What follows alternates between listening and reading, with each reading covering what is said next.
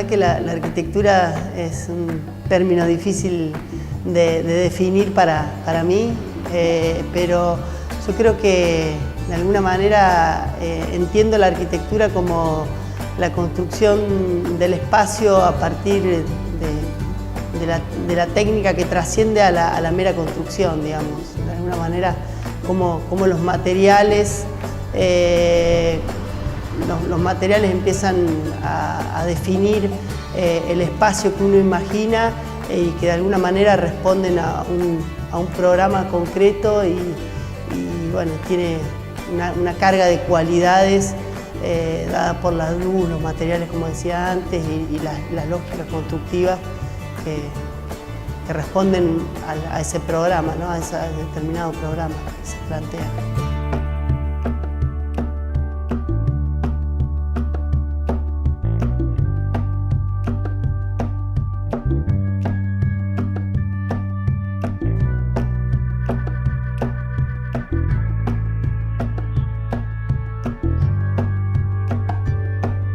O sea, no hay un proceso lineal de alguna manera, o sea, empezamos entrevistamos al cliente de alguna manera, tenemos una especie como de conversación en la cual tratamos de dejar claro que el resultado de ese proceso tiene que ser, de alguna manera tenemos que estar tan enamorados de la obra, tanto nosotros como el cliente, es como una especie de romance que empezamos a establecer y bueno, esa es la conversación con ellos. Luego empezamos a pensar el problema desde muchas formas, trabajamos mucho en maquetas, es como bastante, hacemos un estudio de referentes, de casos para ese determinado problema. Obviamente hay un montón de datos que aparecen en el lugar y bueno, la verdad que no es un proceso lineal, no todos los proyectos son de la misma forma, se va dando en relación al lugar, al programa, al cliente.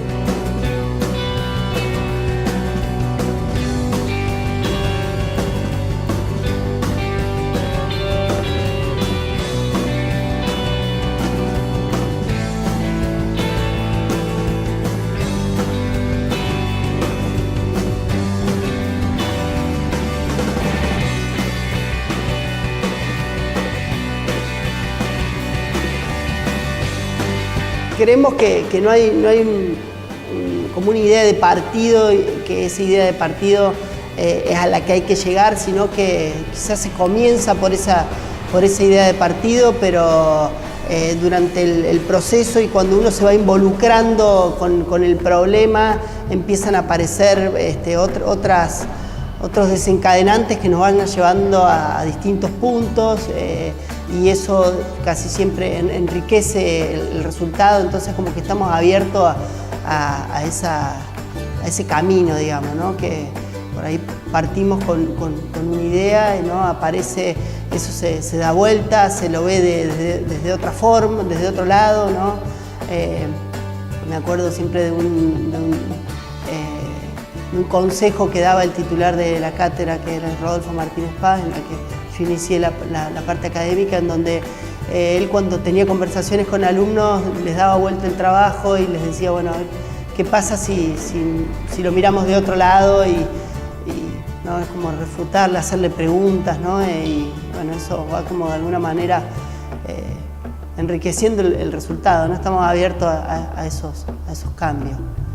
A veces los procesos son como más lineales, y otras veces no lo vemos al resultado y bueno, hasta que aparece, llega un punto en el que hay que empezar a tomar como decisiones, cerrar y empezar a desarrollarlo, ¿no?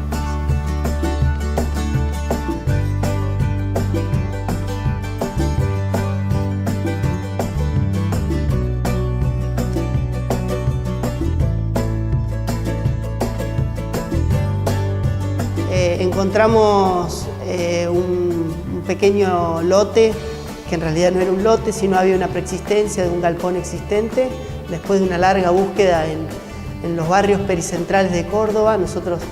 Yo trabajo en la facultad y la idea era estar como conectado cerca de Ciudad Universitaria, entonces en una larga búsqueda, como dije, apareció este galpón, el cual más que todo está en un sector muy degradado, se llama Barrio Cáceres, muy cerquita del centro, pero en un barrio que todavía es inseguro y demás.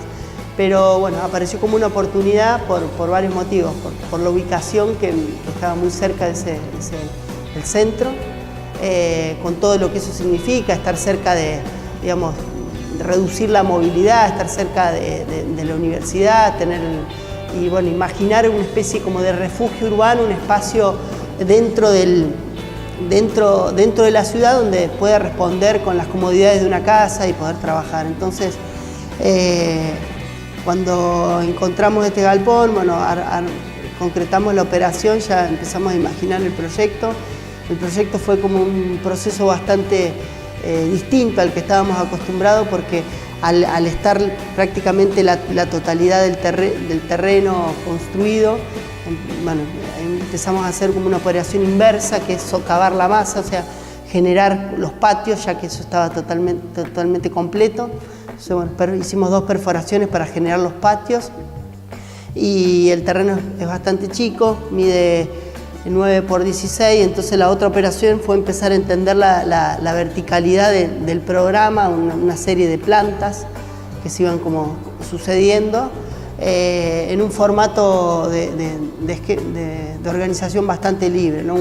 Consolidar un núcleo que vaya sirviendo a este esquema de plantas libres.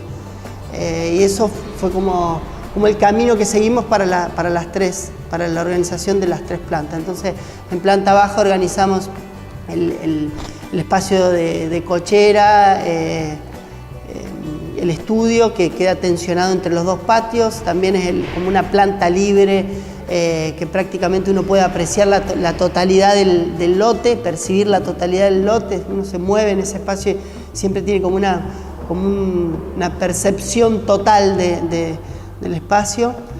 También el otro integrante que no nombré es el Antonio, que es un perro que vive con nosotros y de alguna manera es su gran espacio, digamos. Luego armamos arriba propiamente lo que tiene que ver con la casa, estar comedor, que se abre, expande a una terraza, que tiene que ver un poco con los modos de vivir nuestros, ¿no? Que es un espacio amplio, donde la cocina está totalmente integrada, nos gusta cocinar, nos gusta estar como la casa prácticamente no tiene puertas, ¿no? O sea, es un gran ambiente siempre. Luego se sube una tercera planta, donde en este momento tenemos una especie de entrepiso donde se arma el dormitorio y tiene la posibilidad de seguir creciendo en el tiempo, ¿no? Si uno sigue como cubriendo ese espacio que hoy es un gran espacio como de doble altura. La materialidad con la que trabajamos, en este caso hay 3 materiales como muy presentes en la obra. Uno es el ladrillo cerámico, que está definiendo de alguna manera lo que es el límite entre el espacio interior o el espacio privado y el espacio público. Es una especie de cascarón ladrillero que arma un gran cribado de 8 metros de altura, que envuelve todos los espacios que se dan interiores, tanto los patios como el estar comedor, estudio y dormitorios, digamos. Y que esa operación, este material, aparece a partir de pensar cómo podíamos llevar al límite este ladrillo cerámico, acordándonos o revisando un poco toda la obra de los paraguayos, que nos parecía que siempre la tuvimos presente, el trabajo de Corbalán y demás. Utilizamos el ladrillo cerámico, lo cortamos en tres fetas con una máquina muy casera que hicimos, y así logramos una sección de 11 centímetros, que esto nos permitía el paso de luz y poder ver a través de este elemento que es como un gran envolvente, que nos termina definiendo el espacio interior, como dije antes, la intimidad, resuelve la intimidad de la casa, o sea, la casa es muy íntima, se va como protegiendo con estos ladrillos, y construye una gran atmósfera, ¿no? A través del juego de la luz, de la sombra, a lo largo del día, durante la noche, también es como muy interesante, digamos, el resultado espacial que arma, ¿no? Entonces, de alguna manera ese material nos resuelve la privacidad, que tiene que ver con la intimidad, la seguridad, y construye el espacio.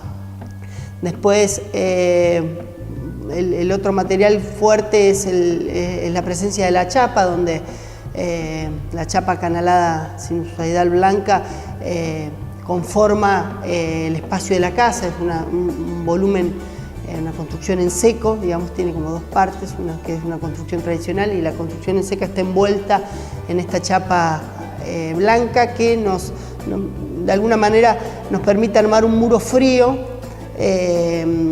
y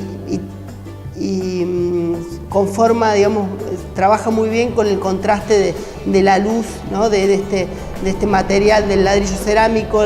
La sombra se proyecta sobre este material blanco, y es como el que entendíamos que era el más apropiado, además de que prácticamente la casa no tiene, son materiales muy honestos y no tienen mantenimiento.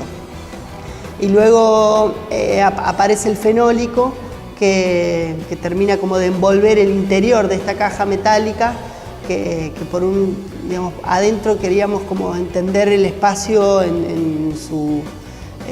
como un espacio acogedor o cálido, ¿no? Entonces el material que pensamos tenía que ver con la madera, y bueno, es el fenólico que se hace cargo de darle calidez a esta caja metálica, ¿no es cierto? Entonces llevamos este fenólico a las paredes, a los techos, al equipamiento, además de que te estoy hablando siempre de una paleta de materiales de muy bajo costo, ¿no?